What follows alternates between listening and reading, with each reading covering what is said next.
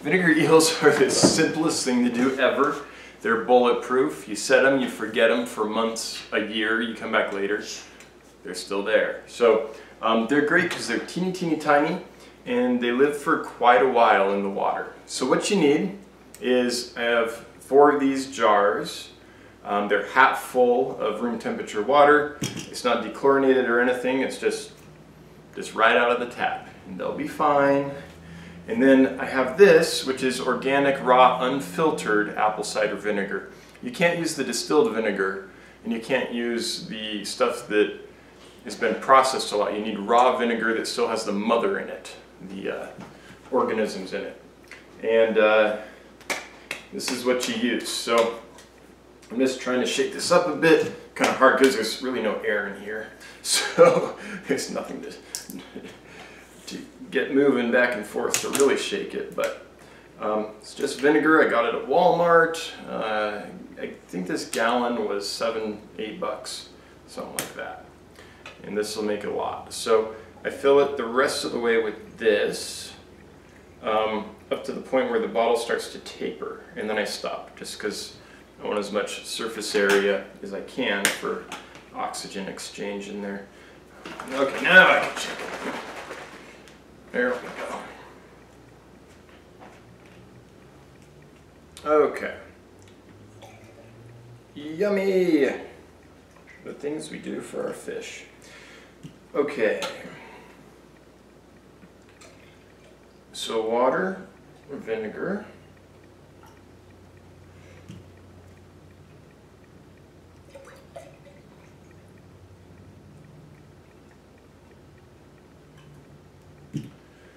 There you go, that's the basics. And then some kind of continual food source.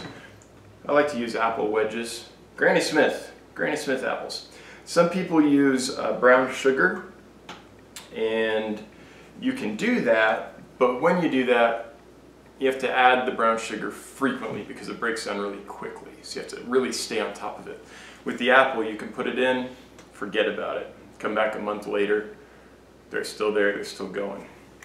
Here's the vinegar eel starter, and you only need a few for all these little nematodes. By the way, these aren't really worms, they're really eels, they're a little nematode, a little worm basically, like microworms and banana worms and all those things. They're just a species that happens to really like living in vinegar. They probably came from the wine industry somehow, would be my guess. And I think I read about that at one time, but it's been so long that I don't remember exactly the story. But anyway, I'm just going to divide this up between these 4 bottles. Let me see if I can show you this. I don't know if you can see it on the lens there, but it's cloudy with tiny little worms swimming around. So Fish Guide 1955 or 15555 or whatever. If you go to Aquabid and go to the live food section, you'll see a bunch of his stuff. He does a good job. This is my second time getting stuff from him. I got stuff from him several years ago and kept it running until I broke down the fish room to the remodel, and I had all those mites I had brought in when I got a Grindle worm culture from someone else, I forget who. Gridnell? I don't even remember. I think it's Gridnell. Isn't Grendel like the creature on Beowulf? Like in the book Beowulf? Anyway, so to try to keep mites out, I have coffee filters. And I'm going to take 3 of them and put it over here. I hope I can screw this back on with 3 coffee filters. Looks like I can. Alright, there we go. Ta-da! I've heard that they prefer being in a dark place. I've always just kept these on the floor, under the racks in the fish room. They do fine. It's not completely dark there.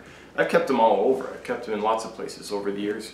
Never had a problem, but supposedly they like it a little darker, which makes sense if they evolved, like, you know, in wine barrels, which again, I'm not exactly sure that's true, but That's what I heard at one time, I think. So there you go. All right, great. So these are pretty much ready to go. And if you want to see how to harvest them, there's a great, Greg Sage does some great videos, Select Aquatics on YouTube. He has a station that, or a channel that is coming along. He's done some awesome stuff on there. He shows how he breeds his Odessa barbs, and he uses vinegar eels to feed those, and infusoria that he cultures in the breeding tank. This one's not going down right. Which is, it's pretty cool the way he does it all. And then he's got, he's starting to do these wonderful features of each species and how he cares for them, and you get a good look at them and how he takes care of them and all that. So it's really useful information on a lot of species that no one else is keeping or that is really hard to find information on. Greg Sage is kind of the man when it comes to a lot of rare live bears and goodeids and stuff like that. Well, that one got a little bit wet, but it's a coffee filter, so I imagine it will recover. All right, that's vinegar eels. I'll show you fruit flies in just a moment. All right, you hear that? That's my tea kettle because the water's boiling to mix up the Repashy fly food. So I'm gonna go do that. All right, so the Repashy food for the fruit flies, the fruit fly medium, Superfly, is cooling. It's too hot right now to finish. So while we're waiting for that, I'm gonna do the bean beetles, which, here's a bean beetle culture. So you take some black-eyed peas, and it has to be black-eyed peas or mung beans, or there's another kind of bean in that family, that genus, that you can use as well. But black-eyed peas, you put them in.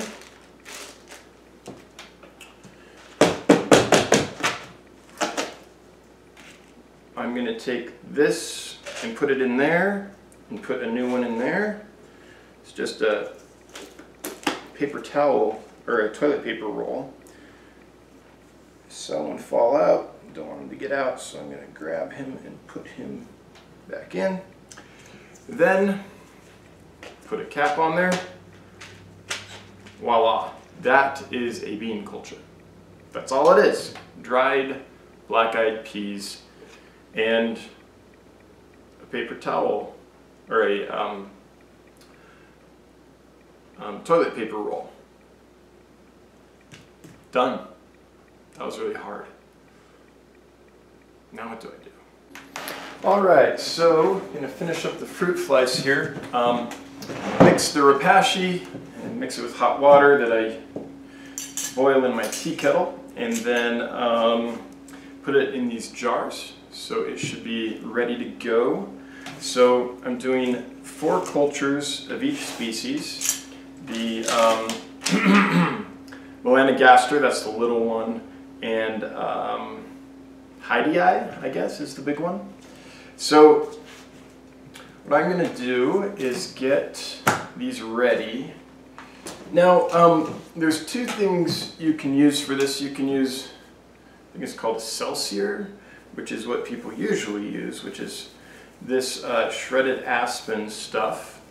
I've got a little bit of it right here. You kind of open it up, and it gives the flies, the adult flies, a place to crawl out of the medium onto, and it gives the larvae a place to pupate on when they're ready to become flies.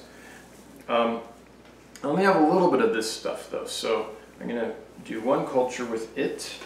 I have a bunch in the mail, but it's not here yet. So I'm going to do 1 culture with it, and then the rest of the cultures I'm going to do with my favorite little cheat, which is Easter grass. I wait till the day after Easter, and then I go to Walmart or whatever, and I buy them out for super cheap.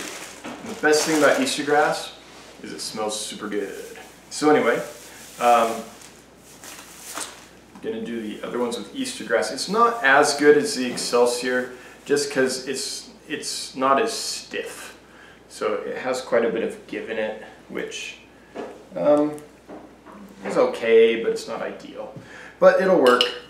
Make sure I have a side clear so that when I go to shake the flies out, there's a path back out. So kind of push it all over from one side here.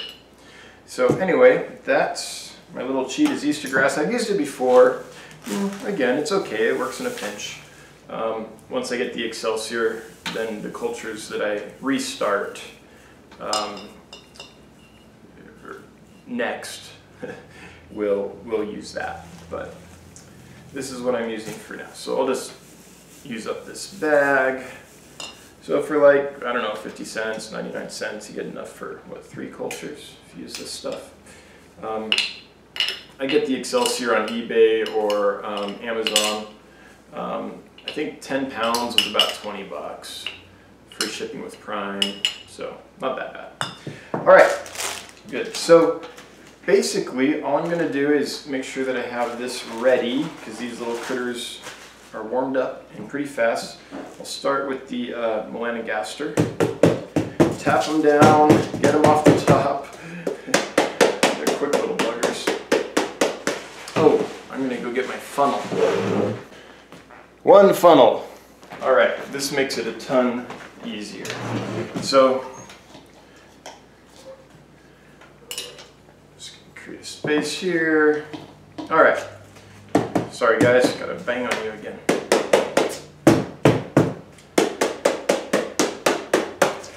All right. Oh man, they're so like quick. Like they just come up as quick as I can do that. All right, now I don't need a ton in here. I don't know, 50 of them or so would do it. If I even need that many. All right. Ugh. Well, geez. Get in there, get in there, get in there. All right. And, whew, almost done.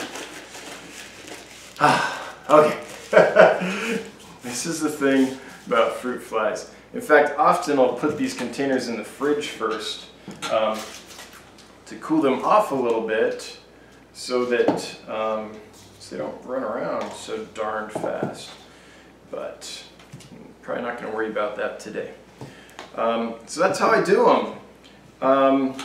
So you don't need a ton of them. Just a few of them in there is all it takes. Each female will lay a ton of eggs. And in a couple weeks or so, we'll have a whole bunch of new fruit flies blooming in that culture. Alright, so that's kind of how I culture live food, how I set up a lot of them. I find live food just so necessary, especially when I'm breeding. And you know, you can get away sometimes with some small, really fine powders, like 5 to 50 micron size golden pearls or spirulina powder, things like that. And you can get some results that way, but if you want to raise quantity, if you want to raise a lot of fry, then you really need live food, in my experience. Everything else fouls the water too quickly, isn't eaten as well, or it doesn't trigger their hunting response as well. So for a lot of the fish, I think live food is absolutely necessary to raise fry in any kind of quantity. Now there's another food which I haven't ever done before, but I'm planning on doing this time, and it's rotifers. I don't have them yet, but I'm gonna be breeding quite a few egg scatterers, and so I want to have some really fine live foods like rotifers available in quantity, so that I don't have losses. And that's coming, and I'll make a video of that as soon as I get it. I've never done it before, but I found a product that an entire system, a setup that I think will really be effective. It's saltwater rotifers, which is not ideal. So right now what I'm trying to figure out is if I can use that setup to culture freshwater rotifers. But either way, I'll be getting it, even if I have to do saltwater. They'll still live for quite a while in freshwater. But that's where I'm at. Anyway, I hope you liked the video. Hope that you found it informative. Rice Krispies are amazing when it comes to culturing worms. And again, I've used them for years for fruit flies as well. I was just doing a Repashy order and I saw their fruit fly medium. It's called Superfly. So I thought I'd get it and try it, mainly because Repashy, the consistency of their food is so kind of stiff and gelled up that I thought it might be easier to work with than the Rice Krispies. So that's some live food setup. I will circle around in a while and show you the results of this when the cultures are kind of booming and when I'm feeding them. All right, thanks.